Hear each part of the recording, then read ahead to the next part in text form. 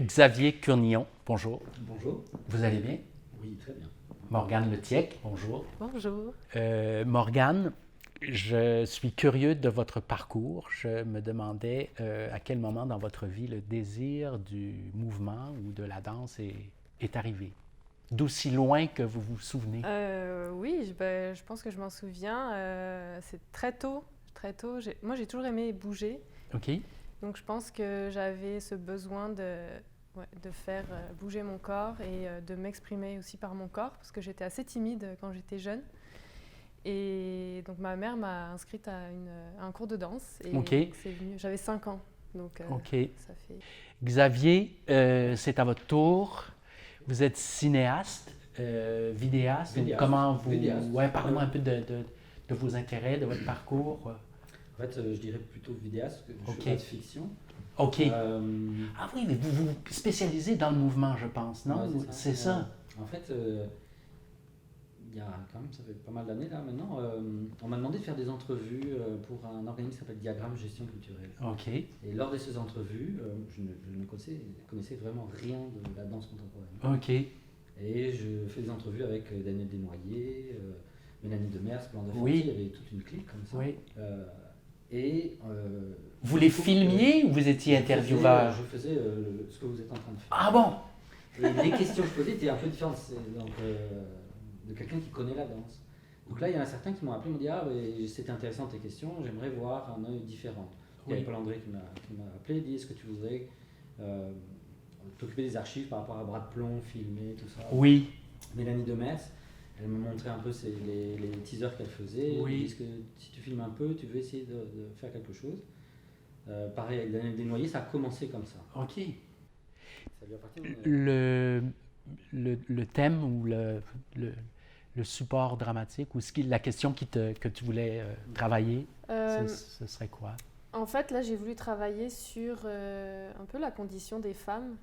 Donc, c'est un solo, ce film, mais Ok. pour moi, ça représente un peu la femme universelle.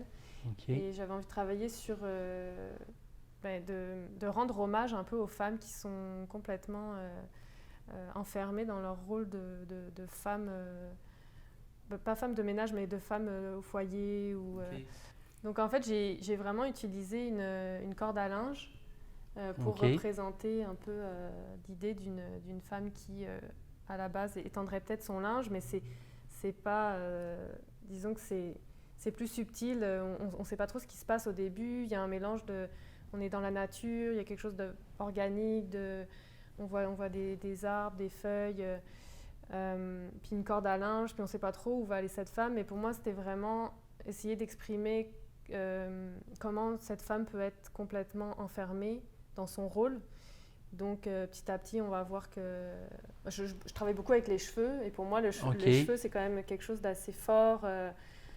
Symboliquement c'est assez aussi. symbolique, prendre quelqu'un par les Oui. cheveux, c'est un peu le contrôle. Et donc Oui, pour moi, oui. c'était un peu le contrôle de la société, de tout ça. Et je pensais aux femmes pendant la pandémie qui se retrouvent chez elles à s'occuper des enfants, s'occuper du ménage, Oui. s'occuper de travailler. Donc c'est un peu Oui. ça qui m'est venu.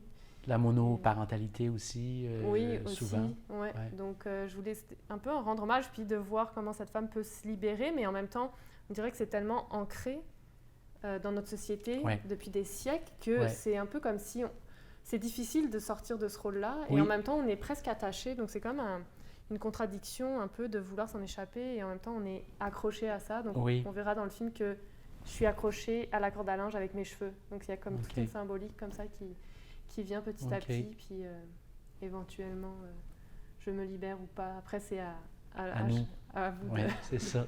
Mais pour moi, le festival Quartier Danse, ça a été un peu la bouée de sauvetage aussi pour après Covid ou pendant Covid, parce que là, ça remotive. On se dit, OK, on a un but, on a un projet. Exact. En plus, c'est quelque chose de nouveau. Donc là, ça éveille la curiosité. Donc Ça stimule. moi, je remercie vraiment le Festival Quartier Danse et Rafik, qui me soutient aussi depuis plusieurs années, parce que c'est vraiment... c'est motivant, puis ça redonne le goût de recréer, de retravailler, d'être motivé en fait. Parce que Merci, c'est sinon, très apprécié. ouais. Merci Non, beaucoup. Ouais, Ouais, c'est intéressant parce que tu vois, moi, en tant que réalisateur, je voyais ça d'un côté. Et non, c'est intéressant dans un projet comme ça, c'est sûr.